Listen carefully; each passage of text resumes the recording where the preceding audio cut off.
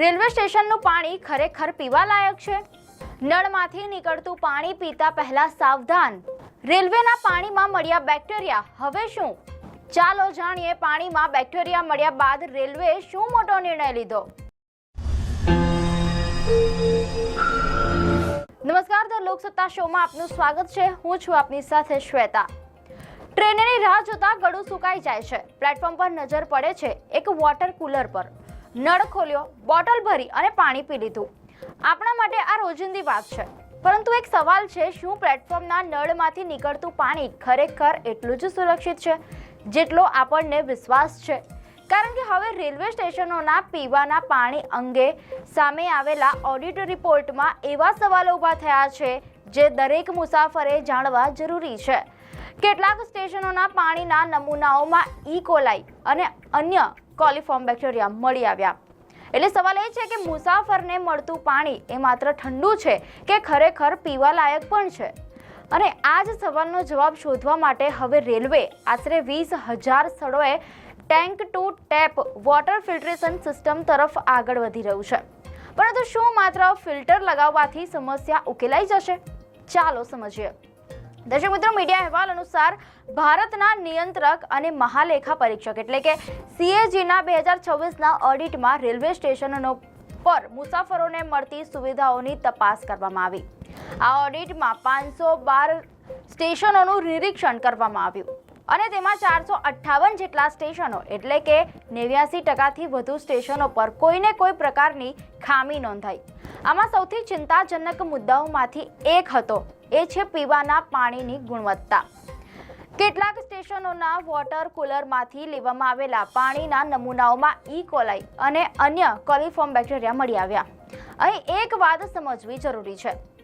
ઈ coli તેની દરેક જાત માનવ શરીર માટે બીમારીકારક જ હોય તેવું નથી, પરંતુ પીવાના પાણીમાં તેની હાજરી સામાન્ય રીતે મળજન્ય પ્રદૂષણની સંભાવના તરફ ગંભીર સંકેત માનવામાં આવે છે. એટલે કે પાણીની વ્યવસ્થાની ફરી તપાસ અને યોગ્ય સુધારાની જરૂરિયાત ઊભી થાય છે. હવે અહીંથી સવાલ વધુ મોટો બને છે. માની લો કે રેલવે સુધી પહોંચતું પાણી શરૂઆતમાં સ્વચ્છ છે, તો શું મુસાફરને પણ એ જ સ્વચ્છ પાણી મળશે?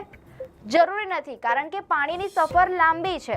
સોર્સથી ટાંકી, ટાંકીથી પાઇપલાઇન, પાઇપલાઇનથી કુલર અને કુલરથી મુસાફરની બોટલ સુધી. આખી ચેઇનમાં કોઈ એક જગ્યાએ પણ ગંદકી હોય તો અંતિમ બિંદુ સુધી પહોંચતા પાણીની ગુણવત્તા ખરાબ થઈ શકે છે. મીડિયા અહેવાલ મુજબ CAGની તપાસમાં માત્ર પાણીના નમૂનાઓ જ નહીં, પરંતુ વોટર કુલરની સફાઈ અને તેના રેકોર્ડ્સને લઈને પણ ખામીઓ સામે આવી હતી. અહેવાલ પ્રમાણે એક સત્તાવાર ઓડિટ દસ્તાવેજ અનુસાર તપાસાયેલા 229 સ્ટેશનોમાંથી 191 સ્ટેશનો પર કુલરની સફાઈ અથવા તો રેકોર્ડ સાથે જોડાયેલી ખામીઓ નોંધાઈ હતી, જ્યારે 139 સ્ટેશનો પર સફાઈનો રેકોર્ડ જ ઉપલબ્ધ ન હતો. એટલે કે સવાલ એ માત્ર એવો નથી કે ફિલ્ટર છે કે નહીં, સવાલ એ પણ છે કે ફિલ્ટર અને કુલરની સફાઈ ક્યારે થઈ હતી. હવે સમજીએ ટેન્ક ટુ ટેપ શું છે. સરળ ભાષામાં કહીએ તો ટાંકીમાં આવેલું પાણી સીધું નળ સુધી નહીં જાય. પાણીની ગુણવત્તા પ્રમાણે જરૂરી ફિલ્ટરેશન અને ટ્રીટમેન્ટ કરવામાં આવશે અને ત્યારબાદ પાણી મુસાફર સુધી પહોંચશે. આ માટે pre filtration, carbon filtration, ultra filtration, UV જેવી અલગ ટેકનોલોજીનો ઉપયોગ પાણીની જરૂરિયાત પ્રમાણે થઈ શકશે. અર્થાત ટેન્ક ટુ ટેપનો અર્થ એ માત્ર એક ફિલ્ટર લગાવવાનો નથી, તેનો હેતુ પાણીની આખો સપ્લાય ચેઇનને વધુ સુરક્ષિત બનાવવાનો છે. દર્શક મિત્રો, અહેવાલ મુજબ CAGના રિપોર્ટ બાદ રેલવે આશરે 20,000 સ્થળોએ આ પ્રકારની વોટર ફિલ્ટરેશન સિસ્ટમ લગાવવાની તૈયારી કરી રહ્યું છે. સાથે પાણીની ટાંકીઓ બદલવા, ટાંકીઓની નિયમિત સફાઈ કરવા, પાણીના સ્ત્રોત અને આઉટલેટ બંને જગ્યાએ ટેસ્ટિંગ કરવા તથા સમગ્ર વ્યવસ્થાની કેન્દ્રીય દેખરેખ રાખવા પર ભાર મુકાયો છે. પરંતુ હવે સૌથી મોટો સવાલ કે શું માત્ર ફિલ્ટર લગાવવાથી બધું ઠીક થઈ જશે? જવાબ છે, જરૂરી નથી. કારણ કે મશીન લગાવવું સરળ છે, મશીનનું મેન્ટેનન્સ કરવું મુશ્કેલ છે. ફિલ્ટર સમયસર બદલાશે, ટાંકી સમયસર સાફ થશે, કુલરની સફાઈ નિયમિત થશે, પાણીની ટેસ્ટિંગ સમયસર થશે અને જો કોઈ નમૂનો ટેસ્ટમાં ફેલ થાય તો તરત કાર્યવાહી થશે. આ સવાલોના જવાબ જ નક્કી કરશે કે ટેન્ક ટુ ટેપ એ માત્ર એક યોજના છે કે પછી ખરેખર મુસાફરો માટે સુરક્ષિત પાણીની વ્યવસ્થા. કારણ કે ફિલ્ટર સારું હોય પરંતુ ટાંકી જ ગંદી હોય તો સમસ્યા રહી શકે છે. ટાંકી સાફ હોય પરંતુ પાઇપલાઇનમાં સમસ્યા હોય તો પણ પાણી પ્રદૂષિત થઈ શકે છે. અને બધું જ બરાબર હોવા છતાં કુલરની સફાઈ ન થાય તો અંતિમ બિંદુ ફરી જોખમમાં આવી શકે છે. એટલે કે આ સમગ્ર સિસ્ટમને એક ચેઇન તરીકે જોવી પડશે.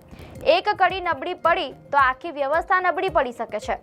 ભારતમાં લાખો લોકો દરરોજ રેલવે સ્ટેશનો પરથી મુસાફરી કરે છે અને ઘણા મુસાફરો સ્ટેશનના પાણી પર નિર્ભર રહે છે.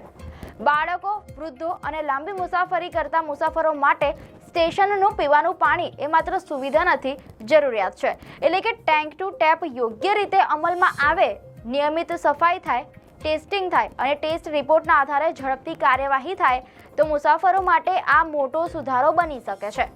પરંતુ આખરે સવાલ એ જ છે કે શું રેલવે ટેન્ક ટુ ટેપને ખરેખર ટેન્ક ટુ સેફ ટેપ બનાવી શકશે? કારણ કે મુસાફરને એ જાણવામાં રસ નથી કે ફિલ્ટર કઈ ટેકનોલોજીનું છે. તેને માત્ર એટલું જાણવું છે કે નળ ખોલું ત્યારે પાણી ખરેખર પીવાલાયક છે કે નહીં. રેલવે સ્ટેશનનો એક નળ એ સામાન્ય વસ્તુ લાગે છે, પરંતુ એ નળ સુધી પહોંચતું પાણી એક લાંબી સિસ્ટમમાંથી પસાર થાય છે. સોર્સથી ટાંકી, ટાંકીથી ફિલ્ટર, ફિલ્ટરથી પાઇપલાઇન અને અંતે મુસાફરીની બોટલ સુધી પહોંચે છે. દર્શક મિત્રો, આખી ચેનની દરેક કડી સુરક્ષિત હશે તો જ પાણી સુરક્ષિત રહેશે. અને એટલે ટેન્ક ટુ ટેપની સાચી સફળતા એ દિવસે નક્કી નહીં થાય જ્યારે ફિલ્ટર લગાવવામાં આવશે.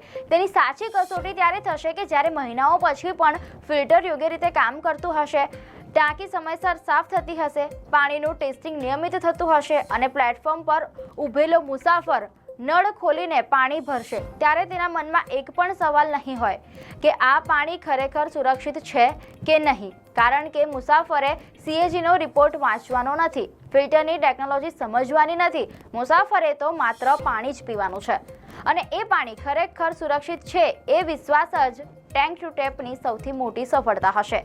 દર્શક મિત્રો, આપને માહિતી સારી લાગી હોય તો વિડીયોને લાઇક અને શેર કરજો, ચેનલને સબસ્ક્રાઇબ કરજો.